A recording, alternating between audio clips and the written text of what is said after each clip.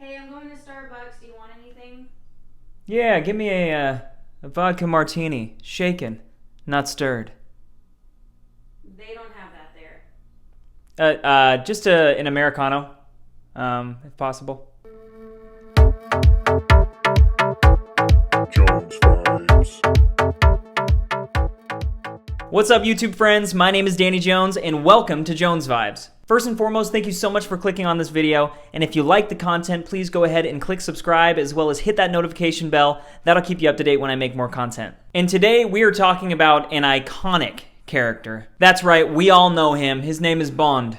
James Bond. The amount of times in my life that I've tried to do that with my name, and it's just failed miserably, is sad. But it's true, it's finally here. No Time to Die has hit theaters, and we have been waiting forever for this movie. I mean, it got delayed, and then it got delayed again, and then it got delayed again. And so honestly, the anticipation for this movie just kept building and building and building. And I'm extremely thankful that it didn't get delayed any further. I'm looking at you, Top Gun. And after watching this movie, I came out of it just excited. It felt like that movie-going experience that I've been missing since before the pandemic even started. The last couple months of movies have been great, but this was just different. This is what movie theaters are created for, that huge movie spectacle. We all want the Mission Impossible. We all want the Christopher Nolan film. And James Bond is just special in that sense. And the last Bond film we got was Spectre, which was quite a while ago. And the Daniel Craig saga has kind of been up and down. So as far as Spectre went, I left a little deflated. I mean, I thought the movie was good. I just expected so much more from Christoph Waltz. When he was announced as the villain, I just got extremely excited. And so I'm not saying that Spectre is a bad movie by any means, but it just wasn't quite what I wanted it to be. Really, to lay it all down, Casino Royale and Skyfall are both really good movies. Casino Royale is excellent. And so there's that thing inside where you're like, could this be as good as Casino Royale? So let's break it down, shall we, darling? But before we do, I just have to say full spoilers ahead. So if you haven't gone out and seen this movie,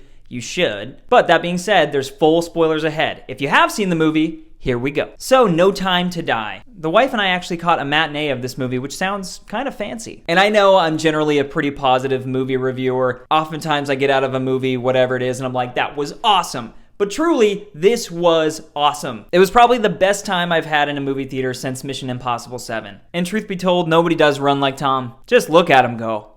Look at him. And so Casino Royale led directly into Quantum of Solace, which led straight into Skyfall, which led into Spectre, and Spectre goes straight into No Time to Die. Bond and Madeline are like madly in love, and they're in Matera, where they talk about letting go of the past, and that she has secrets and Bond wants to know them. And she just wants Bond to let go of Vesper, which is the love interest from Casino Royale, and he fell for her. And so upon going to her tomb, he's gonna let her go. The tomb explodes and he's ambushed by a bunch of assassins. And that's kind of the story of this movie. It just moves like you go into this crazy action sequence. There's all these bad guys chasing Bond, massive stunts. He jumps off this bridge, grabs this wire, and is like, oh, and swings under the bridge. Super dope. But we're introduced, at least I think we're introduced in this one. Maybe he was in Spectre. But to the guy with the bionic eye, the Cyclops guy, I'm gonna put some dirt in your eye. I really like that villain. Not the best haircut in the world, but I mean, dude, if you need a barber, you can just ask. And all of a sudden, they're in like the classic Bond car, the Aston Martin, and it has bulletproof glass and everybody's shooting at it. And really, this is what I was talking about being back in the theaters. Like, this kind of stuff just puts you on the edge of your seat. It was fantastic. But then Bond kind of thinks that Madeline set this whole thing up, so they end up parting ways, and there's this emotional scene as she's on the train. I can't really remember their relationship too much from Spectre, so like it wasn't hitting me too hard in the beginning, but towards the end of this movie, the emotions between those two, I gotta say, they did a really great job. And then we skip forward, and it's like 5 years later, and it's kind of classic Bond. He has like this beach bungalow house, which is like the coolest little hideout I've ever seen. But he ends up meeting with Felix Leiter, which is Jeffrey Wright's character. And we haven't seen him in a while. It was really great to see him. And they're trying to recruit Bond for some mission, as well as you meet the new 007. Her name is Nomi, and she's played by Lashana Lynch, and I thought she just did such a good job. Her and Ana de Armas. Ana de Armas plays Paloma, and she has like a small section of the film where her and Bond are infiltrating this Spectre party. And so she's only in the film for like, I don't know, 12 minutes or something. But when she's in the movie, she shines. But since it's a Bond film, the stakes are really high, which is kind of the typical case, unless it's Quantum of Solace, which the stakes weren't that high in that film, but a lot of people like it for those reasons. But regardless, there's like this nano virus that people are gonna get infected with. And in the end, you learn that the main villain, Rami Malek, who we'll talk about, he's gonna like kill a lot of people around the world. Like, this is really bad. And so there's this nanotechnology that can go into your DNA, and it's sequenced for your DNA. So when they release it, if it's not made for your DNA, you're gonna be totally fine. But if it was created for you, you're gonna like... And so the twist is at this Spectre party that the doctor ended up rearranging it because it was supposed to kill Bond, and it ends up killing everybody from Spectre besides Christoph Waltz. Or Blofeld, I should say. I'm just going to keep calling him Christoph Waltz. But right around this point, you're starting to notice that they did a really good job with the humor in this film. And they also didn't shy away from a lot of things. Like, they kill off Jeffrey Wright's character, which was really sad. I mean, he started in Casino Royale. I think his character actually goes back to all the Bond films. And so that leads Bond back to M and back to Q. It was so good to see Q again. And he actually had quite a bit of time. You see his apartment, and he's getting ready for like a date and to have dinner, and Bond walks in, and he's super annoyed. He also has a hairless cat, which, if that's your thing, that's cool. And along in that scene is Moneypenny, who is played by Naomi Harris. And I was thinking about this. She had Venom, Let There Be Carnage one weekend and No Time to Die the next weekend. Like, what a huge month for this actress. She's just killing it in Hollywood right now. But I feel like it's time to talk a little bit about the main villain of this movie. And although he doesn't get that much screen time, I thought he did a great job. And if we're really gonna pull hairs here, I don't know if he was as good as Le Chiffre, Mads Mikkelsen.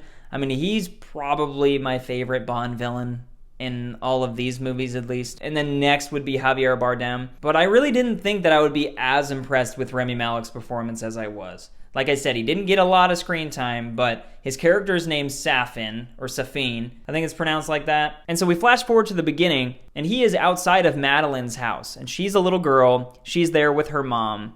And so you come to find out that Mr. White, Madeline's dad, had poisoned his whole family and killed his entire family. And so the dioxin poisoning like really messed up his face. And so he's there for revenge. He gets into the house and he kills Madeline's mom in front of her. And there's this whole chase scene. She shoots him and breaks his mask. That's how he gets his mask broken, which just aesthetically just looks super cool. Kind of like Phantom of the Opera or something. So then things really move past the point of no return. And just when you think he's about to kill her, he actually saves her. So that's a little backstory on him. And now he's in a place where he's trying to like cleanse the world, which is really never a good thing. And yeah, James ends up meeting back up with Madeline. We find out that these nanobots and this whole virus was actually created by M. It's a project called Project Hercules. Not to be confused with the classic Disney animation hit, I Just Want to Feel Like I Belong.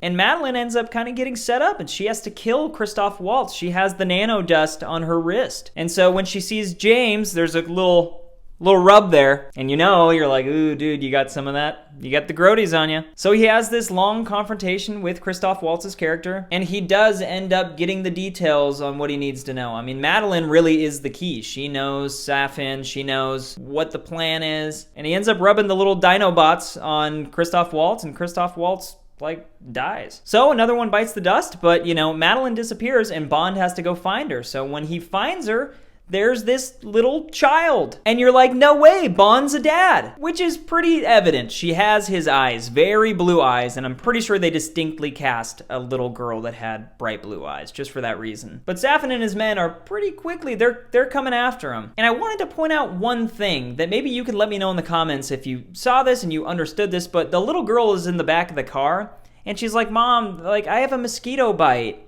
And then she's like, do mosquito bites have friends? And so in my head, I was like, oh no, she's getting like the little clusters, like the virus thing that has killed everybody. But then nothing ever really comes of it. So yeah, let me know down in the comments if you noticed that and if there was ever an answer to that. Because now that I'm thinking about that, I don't understand that. But this really leads to like my favorite freaking part in the movie. There's like this foggy kind of like Twilight-esque forest. You think Edward Cullen's just gonna pop out and be like, what's up? Don't show your face in the sun, dude. It like twinkles and stuff. You're gonna get caught. Gosh, sorry, side story. Those movies were on the other day, the Twilight films. I always end up getting sucked into them, and they're not that good. Like, I didn't read the books, But I always just end up watching those darn things. What can you do? Team Edward, all the way. But yeah, this is like my favorite part. They're in this forest. It's foggy. He has to hide Madeline and her daughter. And then he ends up having like this showdown in the middle of the forest with a motorcycle guy, like 2 vehicles. He puts this wire in between 2 trees, and this goon that's on a motorcycle just gets clipped by the wire. Like, it was just so cool. And like I said before, the scenery was so beautiful. It was so well shot. But Madeline and the little girl are taken to Rami Malek Safin's hideout, and it's this awesome villain hideout. It's at like a chemical plant in the middle of the ocean, and Safin has like almost like this Eastern kind of style, and they're sitting on the ground instead of on chairs, so it's like this whole different kind of feeling. And this is where you get his big monologue, which I know he said outside of filming. Rami Malek said that when he first got on set and had to do a scene with Bond, like, he was extremely intimidated. But his monologue was great. I mean, like I said before, villains have these ideas and plans where they think they're the good guy, but in all reality, they're trying to poison like 75% of the world. And it leads to this epic showdown. And there's pretty much everything you want. Quippy dialogues, explosions, dudes getting shot. And there's this long cut. I think it was like one shot where Daniel Craig's going up this stairwell. They just keep like a grenade will fall and he'll be like, ugh. Throw the grenade back up, and then 3 grenades will fall, and he'll be like, you know, and then he goes up the stairs, then he turns, and there's a goon right there, and he's like, oh no, and then he goes this way, and he's like, oh no, bam, bam. And in order to not release this virus to the entire world, what Bond ends up figuring out is that he has to destroy the island. So he asks Q to ask M to engage a missile strike. And on their side of things, they're freaking out because this could just cause World War III. And at the end of the day, it's James Bond. Like, you gotta trust his word. He even says at one point, he's like, if we don't do this, there'll be nothing left to save. And so he goes on this crazy mission to basically save the world. There's the money shot where he's going down this hallway, and it's a round hallway, so I just knew it was coming. But he turns the corner and does the... And in the theater, I was like... And he ends up getting to the top, and he opens the door so that the missiles can destroy the island. And everybody gets off the island. Madeline, the little girl, they get out. Nomi 007, which I turned to my wife at one point and I was like, why am I crying right now? Because at one point Nomi says, I want Bond to have 007 back. I want him to have his number back. And I was like, oh my gosh, okay. But yeah, back to the end, it seems like he's gonna get out and everything's gonna be okay. But then Rami Malek has different plans. Like, the doors end up closing and they have this epic showdown. Like, he shoots Bond a couple times. You see the blood kind of soaking through his shirt.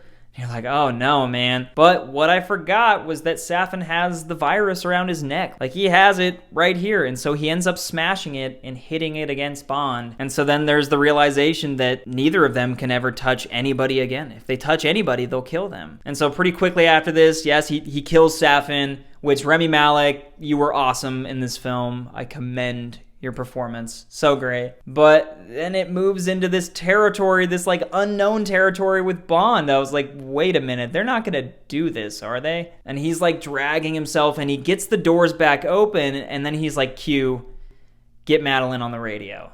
No! God, please, no! No! No! No! And that's when it hit me. I was like, oh my gosh. And they have this final conversation that is so emotional, so well acted. Like, this is peak Daniel Craig. And they're talking and then it's showing the daughter and she's like, she does have your eyes. And he's like, I know. And so you're looking at Bond and you're like, no, like, you gotta get off the island. And then the missiles hit. Like, Bond is dead.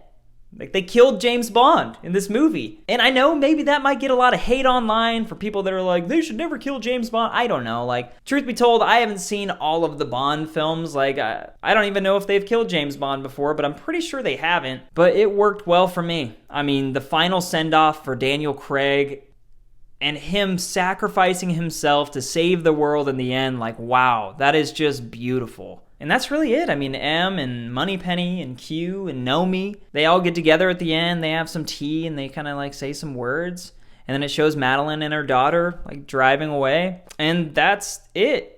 That's Daniel Craig's James Bond. And I gotta say, I loved it. I loved No Time to Die. I thought it was such a well done movie. You know, like I said earlier in the video, there was some ups and downs. I was super high on Casino Royale. Quantum of Solace could possibly be like a dark horse if I watched that again. Skyfall was awesome, mainly just because of Javier Bardem's performance. And then you had Spectre, and now the cap is No Time to Die.